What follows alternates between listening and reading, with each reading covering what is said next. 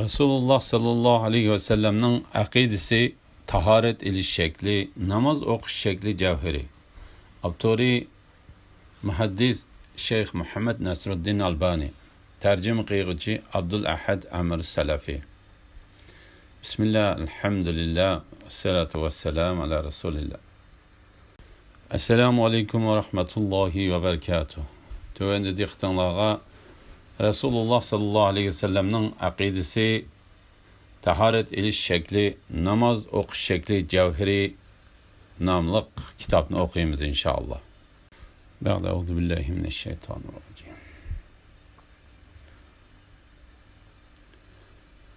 Rasulullohning aqidasi, tahorat ilish shakli, namoz o'qish shakli javhari. Avtori Shayx Muhaddis Muhammad Nasruddin Albani. Tercüman Abdul Ahad Amir Salafi. Muhaddis Albani Rasululloh sallallohu alayhi vasallam vafatidan keyin eng ko'p hadis ko'rgan va tahqiqlagan. 220 parchadan ko'p kitob yozgan ham tahqiqlagan. Tercümanning qistormasi. Qarindishim, aqida, tavhid va namozlaringiz Qur'on va hadisga uyg'un bo'lsin. Bo'lmasa, men musulmon deb o'zingizni qo'llab yurib, oxiratda musulmon emaslar qatorida qolib qolishingiz mumkin. Fiqhi masalalarni damonliqqa bilmay qilishga o'zri bor bo'lsa-mu, aqida, tavhidni bilmay qilishga o'zri yo'q. Vaholanki Uyg'urlarning jahmiy murjiilaridan boshlab ko'pincha gapdanla gap qilganda yolg'ondan bo'lsa-mu, aqida sog'lom bo'lmasa ham ish bekor deb qo'yishidi-yu. Ammo birarsi siz deyotgan sog'lom aqida qaysi kitobda bor? Aqida deganni molla bilib, avom fuqaro bilmasin bo'lamdi deb so'rab qolsa, u gapni qilayotgan mollami sog'lom aqidaning nimaligini deb berolmaydi. Chunki u sog'lom aqida kitobining arabchisini ko'rib boqmagan. Qo'lingizdagi mazkur kitobcha Uyg'ur musulmonlari islom dini bilan tanishgan 1300 yildan beri tunji qitim ko'rgan Rasululloh sallallohu alayhi vasallamning aqidasi, tahorat ilish shakli va namoz o'qish shaklining javharidir. Uyg'ur musulmonlari aqidada 1000 yillik tavhid asosi kalomizm, falsafa bo'lgan, aqidasida 10 dan ortiq yerda Qur'on va hadisga qarshi aqidasi bor. Buning ichida 4 yerda kufr bor. Bo'lgan Maturidi aqidasi bo'lib, namozdan boshlab islomning shariat qismlarini mazhabga bo'ysundirib tushunib amal qilib kelgan. Shu sababdan islomning turki bo'lgan amal namozda 2 rakat namozni 10 dakikada sünnetki zıt alda mezhebki bo'ysundirib o'qib kelgan. Vaholanki Rasululloh sallallohu alayhi vasallam namozni mening o'qigan namozimdek o'qinglar deb buyurgan. Sahihul Buxoriy 7246 hadis. Rasululloh sallallohu alayhi vasallam yana shunday degan: bir odam rukuni to'liq qilib, sajdani to'liq qilmagan. Sajdani to'liq qilib, rukuni to'liq qilmagan bo'lg'achqa 60 yil namoz o'qisimi, uning namozi maqbul bo'lmagan. Targ'ib va tarhib 1922 hadis. Albani sahih hadislar to'plami 2535 hadis. Qur'on va hadisga amal qilish jarayonida shirik amaldan yiroq turing. Bo'lmasa, qilgan amalingiz xuddi Makka mushriklarinikidek yo'q chiqadi. Har qanday bid'at amaldan qat'iy yiroq turing. Bo'lmasa tavbangiz maqbul bo'lmaydi. Rasululloh sallallohu alayhi vasallam shunday degan. Shek shubhisizki Alloh taolo barliq bid'atchining tavbasini cheklayapti. Tabrani Mu'jam Awsat 2202 hadis. Albani sahih hadislar to'plami 1620 hadis. Shunga mangu ozmazliq angushtiri bo'lgan Qur'on va hadisga mahkam esiling va amal qiling. Rasululloh sallallohu alayhi vasallam shunday degan: Ey xaloyiq, sizlar mahkam esilishinglar hargiz Azmaydigan Allah'ның kitabı ve elçisinin sünnetinden ibaret iki nersini kaldırıp koydum. Hakim Mustadrak 318. hadis, Albani Sahih Targib ve Terhib 40. hadis. Resulullah sallallahu aleyhi ve sellem şundaq degan: Musulmonlar Allohning kitobi va elchisining sunnatiga amal qilmasa, Allah ularni o'zaro urush jidalga selib qo'ydi. Bayhaqi Shu'abul Iman 3043. hadis. Albani Sahih Targib ve Terhib 2187. hadis. Resulullah sallallahu aleyhi ve sellemning aqida tavhidining javhiri. Musulmonning tunji o'g'inishi farz bo'lgan Rasululloh sallallohu alayhi vasallam va sahobalar aqidasi salaf aqidasining bir qism aqida tavhid javhiri va bir qism qoidalar tövanda musulmonning eng boshda o'g'inishi farz bo'lgan bir qism aqida va qoidalarni birodarlarning yodga elivilishi uchun tayyorladim. Birinchi, Allah'ni yekki yegane ilah deb tonish insonga tunji farzdir. Shirk yo'q, yekki yegane Allah o'ziga ibodat qilishimiz uchun bizni yaratgan.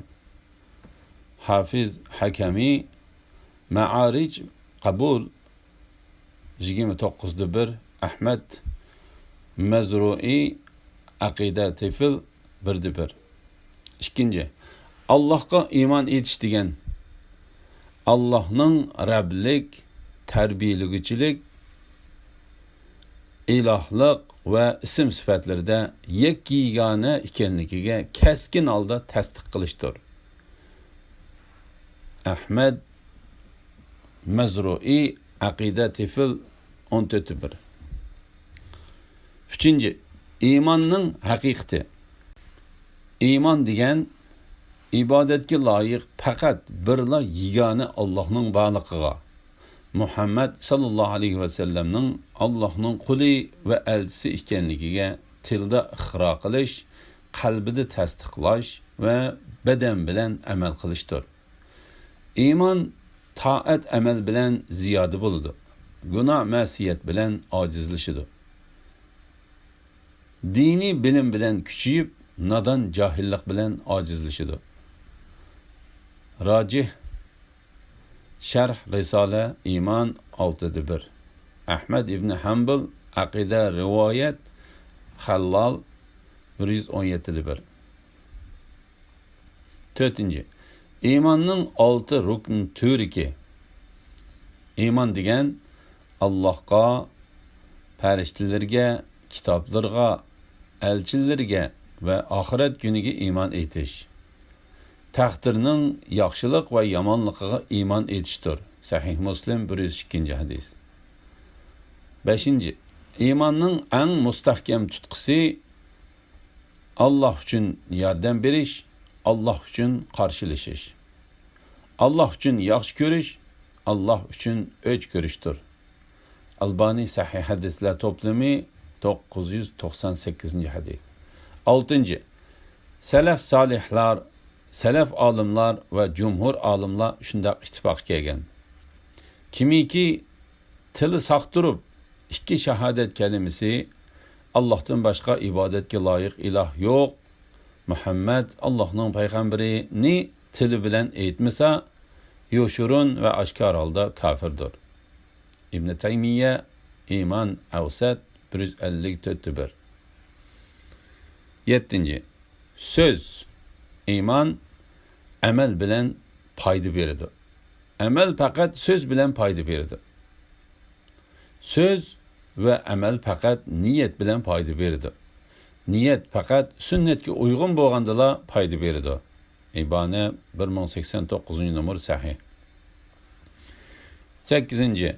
İmanda Allah xolisa deyish sünnet. Çoxumki ko'pincha sahoba salaflar, tabiinlar va boshqalar iymanda Allah xolisa deyishgan. İbn Taymiye Mecmual Fatava 378-18.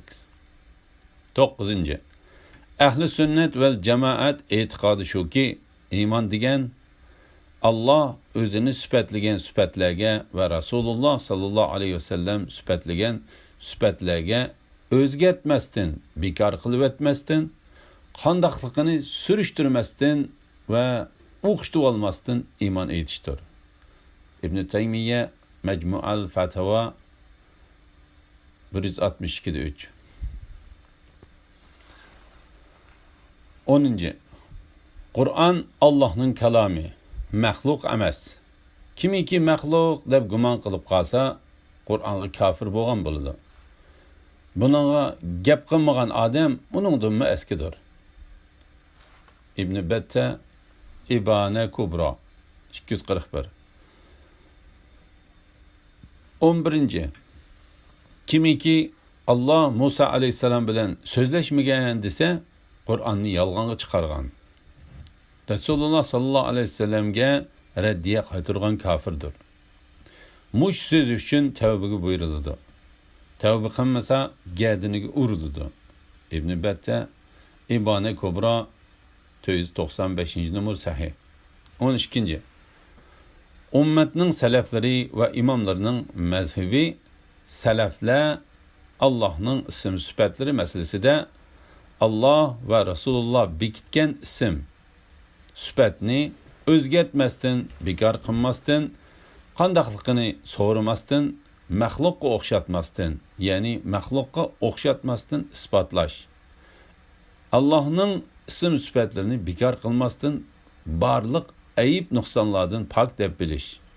Allohning ism sifatlarini maxluqqa o'xshatmasdan e'tirof qilishdir. Alloh taolo shunday degan: "Hech shay'i Allohga o'xshash emasdir." Sura Shura 11-oyat. Bu oyat Allohning maxluqqa o'xshatquchilarga raddiya. Allah hammani anglab turg'uchidir, hammani ko'rib turg'uchidir. Sura Shura 11-oyat. Bu oyat Allohning ism sifatlarini bekor qilguvchiga raddiyadir. Ibn Taymiya Minhaj Sunna 523-2. 13. Allohning ism sifatlari aql bilan barliq kelmaydi. Allohning ism sifatlari faqat shariat bilan barliq kelgan bo'lib, shariatning bekitishi yetarlik. Allohning ism sifatlarini bor deb bilishda faqat shariat bekitgan ism sifatda to'xtash bo'lib, shariat bekitgandan ortiq qilishga kemaytishga bo'lmaydi. Chunki aqlning Allohga loyiq ismni topa olishi mumkin emas. Shunga shariat bekitgan ismda to'xtash farz. Allohni o'zi qo'ymagan ismda atash yoki Allah o'zi qo'ygan ismni inkor qilish Allah haqida jinoyat o'tkazganlik. Shunga Allohning ism sifatlari masalasida adabni bilish vojibdir. Majmu' Fatawa va Rasail 13-5. 14. Allah osmonda. Allohning ilmi hamma joyda. Allohning ilmidan biror o'rin chalqanmaydi. Masail Ahmad rivoyat Abu Davud 1699-numar sahih. 15. Allohning arishda qaror ilishi bizga aniq. Qanday qaror ilishini aql o'ylay olmas. Allohning arishda qaror olganligiga iymon keltirish farz. Allohning arishda qanday qaror olganligidan so'rash bid'at. Bayhaqi Al-Asma'i va Sifat 867-numar. 16. Kimiki Allah arishda emas desa kafirdir. Kimiki Allah Teala Musa aleyhisselam'a söz qilmagan desa kafirdir. Buxoriy Xalq Af'al İbad 66-numar. 17.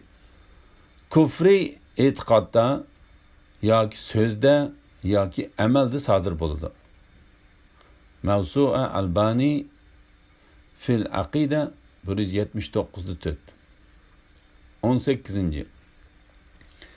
İbadetning qabul bo'lishi uchun ikki shart bor.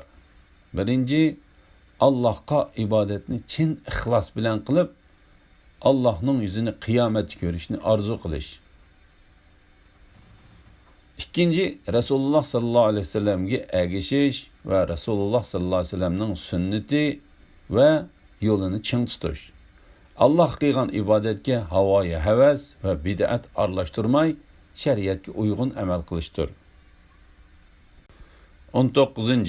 Ahli sünnet arasida ittifoq kelgan şeriatning dalil manbalari 4 bo'lib, ular Qur'on, hadis, icma ve qiyasdır. Abdurrahman Suhaym.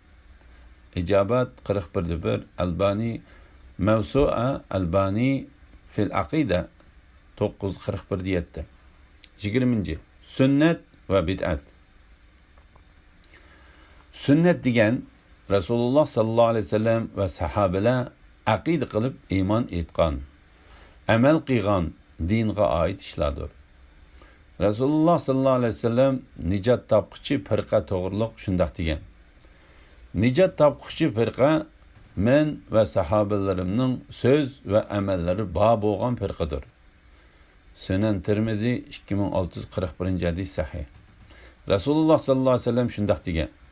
Sizlar mening sunnatimga ve hidoyat qilingan to'g'ri yo'ldagi xalifalarning sunnatiga iziq tishinglar bilan ching tishlab esilinglar. Sunan İbn Majah 42. hadis sahih. Bid'at degan Resulullah sallallahu aleyhi ve sellem ve sahabelerinin aqida ve amelleriga qarshi dinda paydo qilingan narsadir. Resulullah sallallahu aleyhi ve sellem shundoq degan.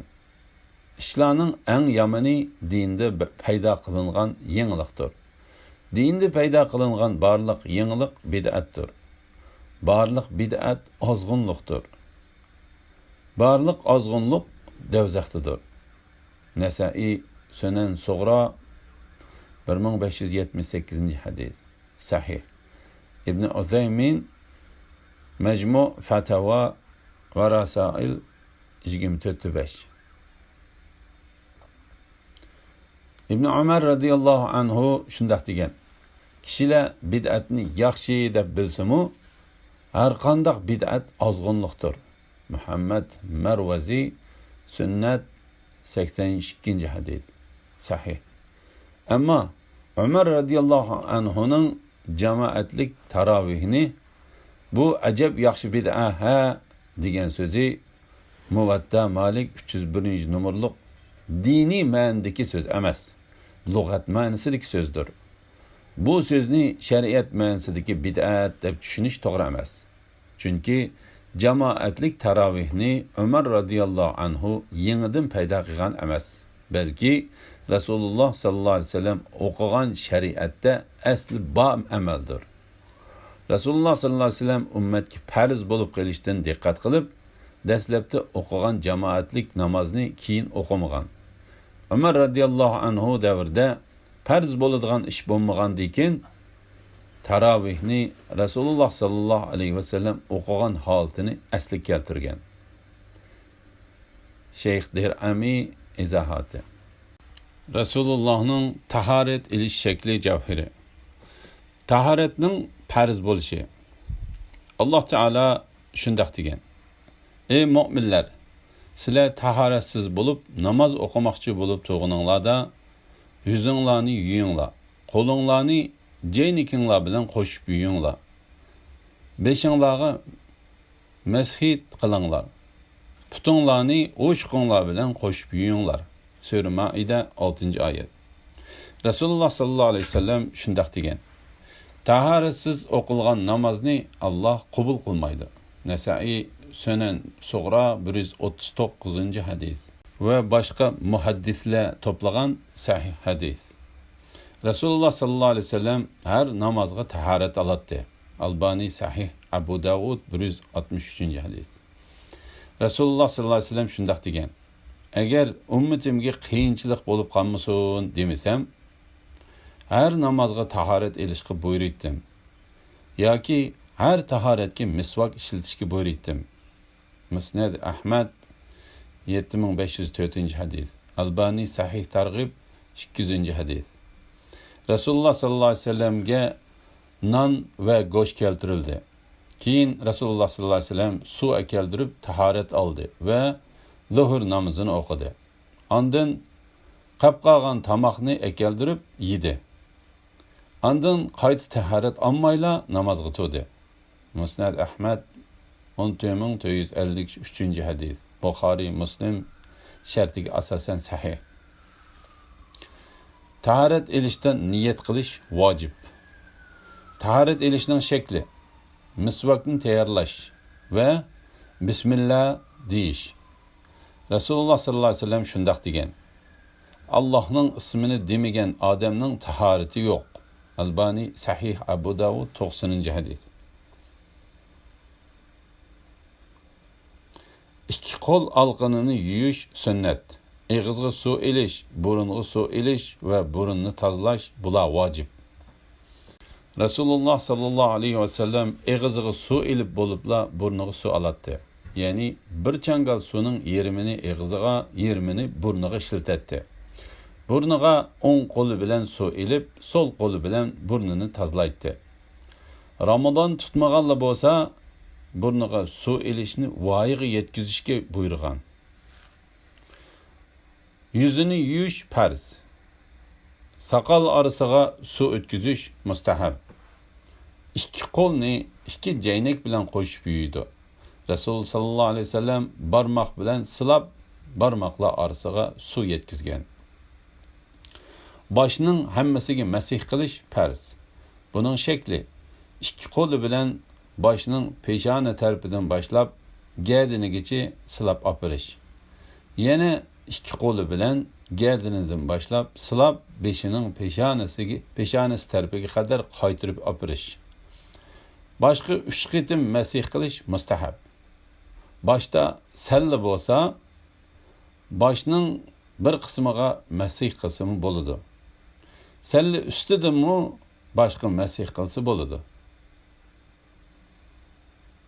Erlar ro'mol atgan bo'lsa, ro'mol ustidami boshqa masih qilsa bo'ladi. Boshning suyi bilan quloqqa masih qilish mustahab. İki futni pachoqchi yuyish farz. Rasululloh sallallohu alayhi vasallam tapanni chali yo'g'ichining holiga voy. Chali yuyilgan tapanga devzaq degan. Tahorat olganda o'ng futining kichik barmoq oraliqlarini yuydi. Boshqa ishlardimi o'ng tarafdan boshlaydi.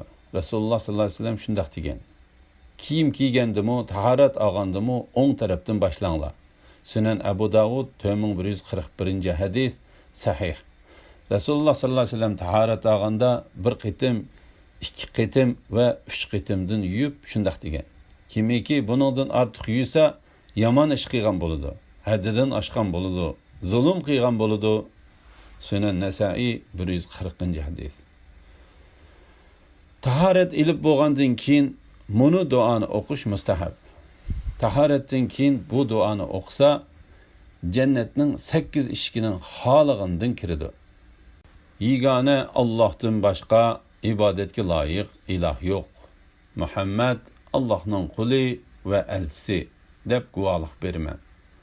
Ey Alloh, meni tavba qilguvchilardan qilgin. Pak bo'luvchilardan qilgin. Sunan Tirmizi 55-hadis sahih. Arabçası: Eşhedü en la ilahe illallah vahdehu la şerike lehu ve eşhedü enne Muhammeden abduhu ve rasuluh. Allahümme cealni minet tevvabin ve cealni minel mutatahhirin. Yoki bunu duanı o'qishmi mustahab. Bu duanı o'qisa, Allah uning tahoratiga pechas soladi. Arsh ostiga ko'tarilib, qiyomatgacha pechti buzilmaydi. Ey Alloh, sen poktursan. Barliq hamd sana sanaga xosdir. Guvohlik beramanki, ibodatga loyiq faqat senla bor. Gunohimni kechirishingni tilayman. Sana tavba qilaman. Nasai Amal Yawm va Layl 83-hadis sahih. Subhanaka Allahumma va bihamdik ashhadu an la ilaha illa anta astaghfiruka va atubu ilayk. Muhaddis Albani Samar Mustatab 11-1 tarjima qilindi. Tafsiloti 65-betda. Alhamdulillah, yuqorida muhaddis Sheyx Muhammad Nasruddin Albanining Rasulullahning aqidasi, tahorat elish shakli, namoz o'qish shakli Javhari nomli kitobidan birinchi qismini angladinglar. Oxirini keyin qitimliq o'qishimiz davomlashtiramiz inshaalloh. Va sallallohu ala Muhammad va ala alihi va sahbihi ajma'in. Assalomu alaykum va rahmatullohi va barakatuh.